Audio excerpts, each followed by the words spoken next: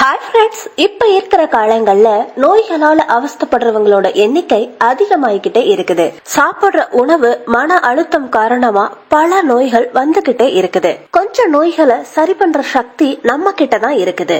ஆரோக்கிய விஷயத்துல அசால்ட்டா இருக்கிறதாலதான் இந்த காலத்துல கிட்னி பிரச்சனையால நிறைய பேர் அவஸ்தப்படுறாங்க. ஒரு நாளைக்கு 2 லட்சம் பேர் கிட்னி பிரச்சனையால கஷ்டப்படுறதா சர்வேல சொல்றாங்க. அதே மாதிரி ஒரு நாளைக்கு 3000 பேருக்கு டயாலிசிஸ் பண்றதாகவும் சொல்றாங்க.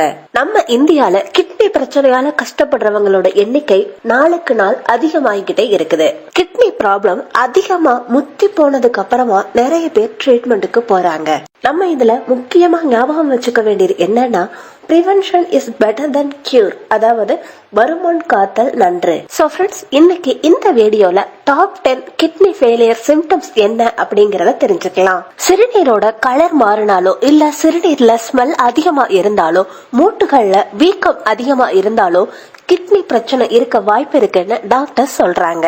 கிட்னி முழுவதுமா கெட்டு போச்சுன்னா நமக்கு டேஸ்டே சுத்தமா தெரியாது, பசி உணர்வும் அதிகமா இருக்காது, சரியா ஜீரணமாகாததால வாந்தி அடிக்கடி வர்ற வாய்ப்பும் இருக்குது. கிட்னி பழுதடைகிறப்போ ரத்தத்துல சிகப்பணுக்களோட எண்ணிக்கையில பாதிப்பு ஏற்பட வாய்ப்பு இருக்குது. அதனால பாக்குறதுக்கு சின்ன வேலை பண்ணாலும் ரொம்ப சோர்வா டயர்டா இருப்பாங்க. அதனால கழிவுகள் நம்ம உடம்புல அதிகமா சேர்றதால கொஞ்சம் பேருக்கு கிட்னி இருக்கிற இடத்துல பேக் பெயின் அதிகமா இருக்கும். இன்னும் கொஞ்சம் பேருக்கு கிட்னில கல் ஏற்பட வாய்ப்பு இருக்குது. தட்பவெப்பநிலை ரொம்ப சூடா இருந்தாலும் நம்ம உடம்பு ரொம்ப குளிர்ச்சியா இருக்கிற மாதிரி நம்ம ஃபீல் பண்ணோம்னா இது கிட்னி சம்பந்தமான பிரச்சனை இருக்கிறதுக்கான அறிகுறி அப்படின்னு நம்ம ஆலோசனையில எடுத்துக்கணும். யாருக்கெல்லாம் இந்த மாதிரி அறிகுறி இருக்கோ அவங்க ஹாஸ்பிட்டல்ல போய் ட்ரீட்மெண்ட் எடுத்துக்கிறது நல்லதுன்னு டாக்டர் சொல்றாங்க. நம்ம உடம்புல இருக்கிற முக்கியமான உறுப்புல கிட்னியும் ஒண்ணு. நம்ம உடம்புல இருக்கிற கழிவுகளை வெளியில அனுப்புறதுக்கு, எலக்ட்ரோலைட்ஸ பேலன்ஸ் பண்றதுக்கு, ரத்த சிகப்பணுக்களோட எண்ணிக்கையை அதிகப்படுத்துறதுக்கு இந்த மாதிரி பல வேலைகளை கிட்னி பாக்குது. அந்த கிட்னிக்கு ஒரு பிரச்சனைனா எவ்வளவு கஷ்டம் இல்லையா? இந்த அறிகுறிகளை தெரிஞ்சு வச்சிருந்தீங்கன்னா நம்ம கிட்னிக்கு பிரச்சனை வர்றதுக்கு முன்னாடியே நம்ம காப்பாத்திக்கலாம். ஃப்ரெண்ட்ஸ், உங்களுக்கு ஒருவேளை ரத்த சோகை பிரச்சனை இருந்ததுன்னா கிட்னி ப்ராப்ளம் இருக்கான்னு ஒரு தடவை செக் பண்ணிக்கோங்க. எதுக்குன்னா நம்ம ரத்தத்துல சிகப்பணுக்களோட எண்ணிக்கையை அதிகப்படுத்துற எரித்ரோபோட்டின்ங்கிற ஹார்மோனை கிட்னி உற்பத்தி பண்ணுது. அது சரியா உற்பத்தி பண்ணலாட்டி ரத்த சிகப்பணுக்களோட எண்ணிக்கை குறைஞ்சு நமக்கு அனீமியா ஏற்பட வாய்ப்பு இருக்குது. இதனால நம்ம மூளைக்கு தேவையான அளவு ஆக்சிஜன் கிடைக்காம நமக்கு டயர்ட்னஸ் கொடுக்குது. உங்களுக்கு கிட்னி இருக்கிற இடத்துல வலி அதிகமா இருந்துச்சுன்னா கிட்னில கல்லோ இல்ல யூரினரி ட்ராக்ட் இன்ஃபெக்ஷன் இருக்கிற வாய்ப்பும் இருக்குது. சோ உங்களுக்கும் இந்த அறிகுறி இருந்துச்சுன்னா கிட்னி மேல ஒரு கண் வச்சுக்கோங்க.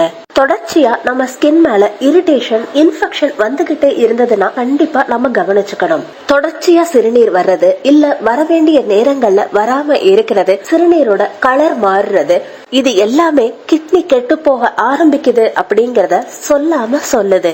ஃப்ரெண்ட்ஸ், நம்ம எல்லாருக்குமே தெரியும் இல்லையா, ரத்தத்துல இருக்கிற கழிவு பொருட்களை யூரின் மூலியமா கிட்னி வெளியில அனுப்புதுன்னு. ஒருவேளை கிட்னி கெட்டு போச்சுன்னா கழிவுகள் சரியா வெளியில போகாம நம்ம உடலுக்குள்ளேயே சுத்திக்கிட்டே இருக்கும். அதனால நம்மளோட யூரினரி ட்ராக்ட்ல பாக்டீரியா இன்ஃபெக்ஷன் ஆக வாய்ப்பு இருக்குது. உங்களோட சிறுநீர் துர்வாசனையோட வெளியில வந்ததுன்னா நீங்க இந்த விஷயத்த அலட்சியம் பண்ணாம ஞாபகம் வச்சுக்கணும். நிறைய பெண்கள் சிறுநீர் போறப்போ அவங்களுக்கு வலி ஏற்படும். அவங்க அலட்சியமா இது சாதாரணமான யூரினரி ட்ராக் இன்ஃபெக்ஷன் தான் அப்படின்னு நினைச்சுக்கிறாங்க. ஆனா பெண்கள் இதுல கவனிக்க வேண்டிய விஷயம் என்னன்னா, கிட்னி இன்ஃபெக்ஷனா இருக்கிறதுக்கு கூட இது வாய்ப்பு இருக்குது.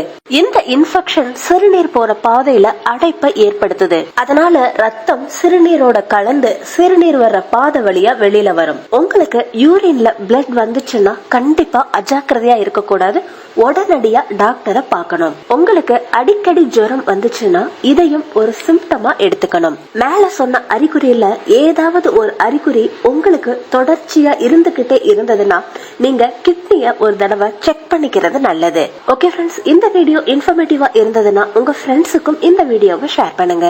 உங்களுக்கு இந்த வீடியோ பிடிச்சிருந்தா லைக் பண்ணுங்க, ஷேர் பண்ணுங்க. நம்ம சேனலை இப்பதான் நீங்க ஃபர்ஸ்ட் டைம் பாக்குறீங்கன்னா சப்ஸ்கிரைப் பண்ணி பக்கத்துல இருக்க பெல் ஐகானையும் கிளிக் பண்ணுங்க. அடுத்த ஒரு இன்ட்ரெஸ்டிங்கான யூஸ்ஃபுல்லான வீடியோவோட நான் உங்களை மீட் பண்றேன். Until then, take care, bye bye.